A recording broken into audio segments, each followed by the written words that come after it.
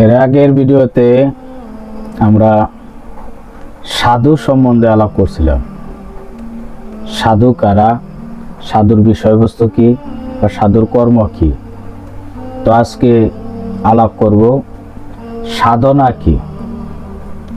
আসলে সাধনা জিনিসটা কি, এটার মূল ভাবটা আমরা আজকে প্রকাশ করব। তো যদি আমরা এক কথায় প্রকাশ করি যে প্রবল ইচ্ছা, একটা কর্মের প্রতি প্রবল ইচ্ছাকে সাধনা বলে। তো সাধনা মূলত কয়েক প্রকার হতে পারে। সাধনা দুনিয়াবির কাজও হইতে পারে, আবার আখেরাতের কাজও হইতে পারে, আবার মনে করেন আপনার কুবাসনার ক্ষেত্রেও সাধনা করতে পারেন। তো আসলে সাধনা কিভাবে করে, তো এই জিনিসটা আমরা আজকে জানবো। তো সাধনা করে ধরেন আপনি কোনো আপনার প্রবল ইচ্ছা একটা জিনিসকে পাওয়ার আকাঙ্ক্ষা, আপনি দৈনিক এ নিয়ে পরিশ্রম করেন, চিন্তা করেন এবং তা কর্ম করেন, পাওয়ার জন্য কিন্তু পাইতেছেন না। তো সেইটার পিছনে আমরা বলি যে আমি এটা সাধনা করতেছি বা আমি অনেক সাধনার পরে পাইছি। এই যে কথাগুলো বলা হয়, এর ভিতরে আসলে এই কথাটা খণ্ডন করলে কয়েকটা ধাপ, কয়েকটা শব্দ বাহির হয়। যেমন ধরেন আপনি গভীর পানিতে একটা বড় ধরনের মাছ শিকার করবেন। তো সেক্ষেত্রে আপনাকে প্রথমত চিন্তা করতে হবে কিভাবে মাছটা শিকার করবেন। তো তারপরে আপনাকে কর্মে যেতে হবে, যে এইভাবে যেভাবে আমি চিন্তা করলাম ওইভাবে আমি কাজটা করব। যদি ওইভাবে কাজ করার পরে ওই মাছটা, কাঙ্ক্ষিত মাছটা ধরতে না পারেন, তাহলে আবার নতুন করে চিন্তা করবেন, আবার কর্ম করবেন, শ্রম দিবেন, আবার চেষ্টা করবেন। আবারও যদি না পান, নতুনভাবে চিন্তা করা, নতুনভাবে কাজ করা, তারপরে ওই মাছটা, কাঙ্ক্ষিত মাছটা ধরলেন, সেইটার নাম। তারপর আমরা বলি কি, অনেক সাধনার পরে এই মাছটা ধরলাম, অনেক সাধনার পরে আমি এই কর্মটা করলাম, অনেক সাধনার পরে আমি এইটা পাইলাম। তো আজকে মারফতের বিষয়ে যেহেতু আমি আলাপ করি, তো মারফত হাসিল করতে গেলে আপনাকে সাধনা করতে হবে। আমি পূর্বে আরো অনেক ভিডিওতে বলছি, সেটা আপনারা দেখতে পারেন। তো সাধনা করতে হবে কিরূপ? স্রষ্টার নৈকট্য লাভের জন্য আপনাকে সাধনা করতে হবে। সেই সাধনার কিছু ধাপ আছে। আপনাকে চিন্তা করতে হবে স্রষ্টাকে নিয়ে, চিন্তার মাধ্যমে, এবং তা কর্মে প্রতিফলন করতে হবে, কর্ম করতে হবে। সেই কর্ম করার পর আস্তে আস্তে আস্তে আস্তে আপনি সেই উচ্চ মাকামে পৌঁছাবেন। যদি আবার স্লিপ কাটেন, যদি দেন যে আমি স্লিপ কেটে গেলাম, তাহলে আবার নতুন করে শুরু করতে হবে। তো সাধনা, সাধুরা সাধনা করে, যারা মারফত অন্বেষণ করে সর্বদাই সাধনায় নিয়োজিত থাকে। দুনিয়াবি লোভ লালসা থেকে দূরে থাকা এক প্রকার সাধনা। দুনিয়াবির খায়েশ, অর্থমোহ, এইসব দূরে রাখা আরেক প্রকার সাধনা। এবং ইসলামের শিক্ষায় শিক্ষিত হওয়া, মারফতের দীক্ষায় দীক্ষিত হওয়া, এটা আরেক প্রকার সাধনা। সাধনা ছাড়া কোনো কর্ম সফল হয় না।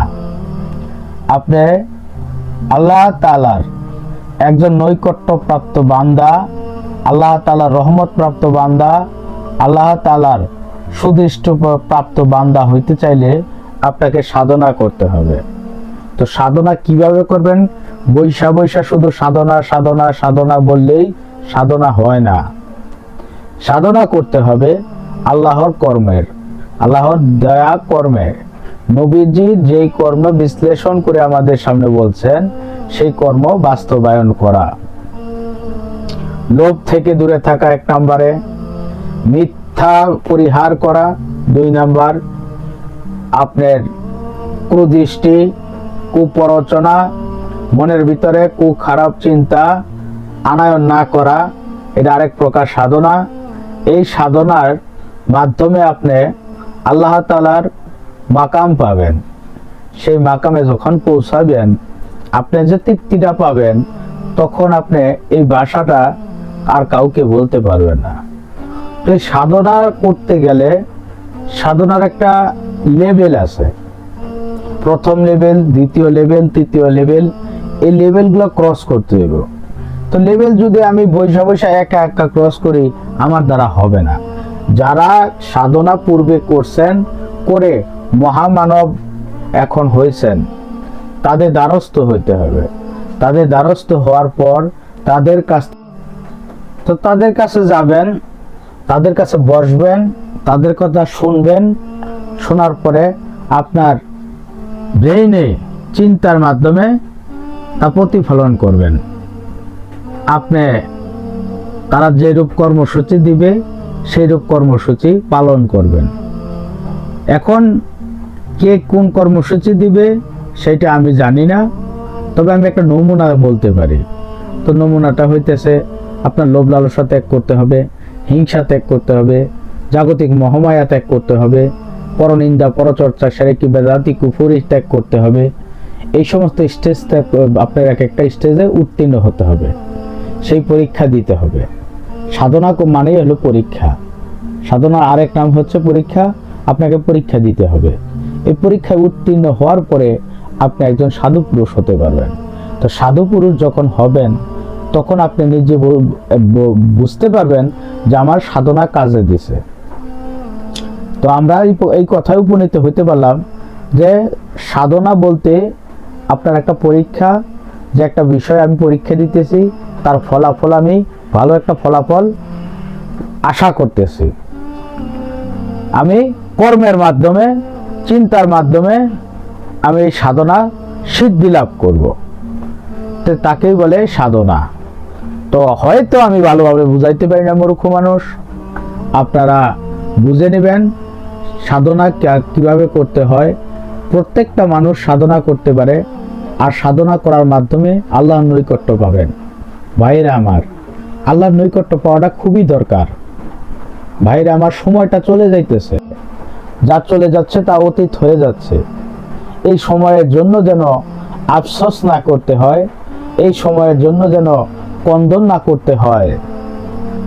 সাবধান, মনকে সাবধান করে দিন, সতর্ক হয়ে যান। দিন বেশি নাই, আপনার মৃত্যু হয়, আপনার কাছে কিয়ামত। আপনার আজকে মৃত্যু হলো, এইটাই কিয়ামত। আপনি বেঁচে থাকবেন 1 ঘন্টা পর, 2 ঘন্টা পর, 1 দিন পর, এটা অস্বাভাবিক। আর আপনি কিছুক্ষণ পর মারা যাবেন, আমি কিছুক্ষণ পর মারা যাব, আমি কথা বলা অবস্থায় মারা যাব, এটা স্বাভাবিক। যদি সাধনা অবস্থায় থাকেন, তা আল্লাহ তাআলা আপনাকে নৈকট্যপ্রাপ্ত বান্দা হিসেবে গণ্য করবে। এই সিদ্ধান্তে আমরা আসতে পারি। তো সময় তো খুব সংকীর্ণ দাদা, সময়টা চলে যাইতেছে, কেন সাধনা করবেন না? দুনিয়ার কি মহামায়া আপনাদের আটকায় রাখছে, যেটা থেকে দুনিয়ার জন্য সাধনা করতেছেন, কিন্তু আখেরাতের জন্য সাধনা করতেছেন না। আখেরাতের জন্য বেখেয়ালি হয়ে যেতেছি, কেমন জানি দুনিয়ার অট্টালিকা, অর্থ, প্রতিপত্তি, সম্মান, এই সমস্ত দিকে সাধনা করতেছি, চিন্তা করতেছি, ফিকির করতেছি। কিন্তু আখেরাতের যে সম্মান আছে, অফুরন্ত নেয়ামত আছে, অফুরন্ত রিজিক দেয়া আছে, হায়াত দেয়া আছে, সেটার প্রতি কোনো সাধনা করতেছি না। একজন মহাপুরুষ এই রকম চিন্তা করে যে আমি কিছুক্ষণ পরেই মারা যাব, আমি আল্লাহর ধ্যানে থাকবো, আল্লাহর কর্মে থাকবো, আল্লাহর চিন্তায় থাকবো, নবীর মহাব্বতে থাকবো, নবীর বলা কথা অনুসরণ করব, অনুকরণ করব, তাকেই সাধনা বলে। আমি বৈরাগ্য জীবন যাপন করলাম, নিরামিষ ভোজন করলাম, তাকে সাধনা বলে না। ববুগুরের মতো ঘুরলাম, তাকে সাধনা বলে না। সেটা হইতে পারে দুনিয়াবী সাধনা। ওলি আউলিয়া গাউস কুতুবরা সাধনা করতেন, মুরাকাবায় বসতেন, তারা আল্লাহর ধ্যানে থাকতেন।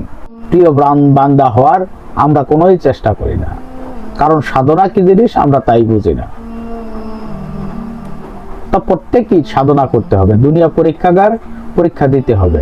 তবে আপনার পরীক্ষা যেন ভালো হয়, সৎ দিকে হয়, অসৎভাবে না হয়, সেইটাই কাম্য করি। আমারটাও যেন সফল হয়, সেইটা কাম্য করি। তো আজকে হয়তো আমি বুঝাইতে পারছি কিনা, কতটুকু বুঝাইতে পারছি, আপনাদের কাছে চিন্তা, আপনাদের কাছে বিচার। সাধনা এক কথা, চিন্তা এবং কর্মের প্রতিফলন, এটা আপনাকে উচ্চ মাকামে নিবে।